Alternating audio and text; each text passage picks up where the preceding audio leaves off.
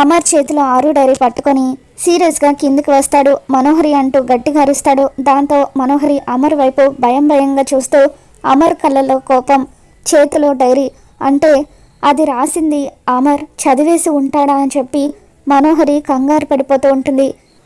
ఆరు లేదు, నాకు చెప్పేవాళ్ళు లేరని ఎప్పటికీ నాకు నిజం తెలియదు అనుకున్నావా మనోహరి అంటూ అమర్ అలా మనోహరిని నిలదీస్తూ ఉంటాడు.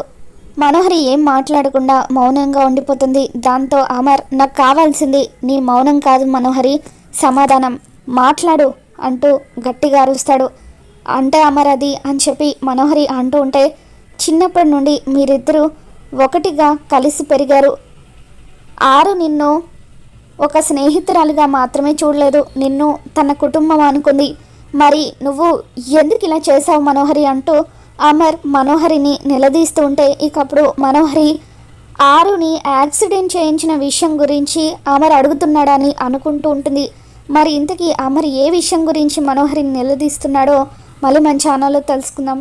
మీకు కనుక ఈ వీడియో నచ్చినట్లయితే తప్పకుండా లైక్ చేయండి.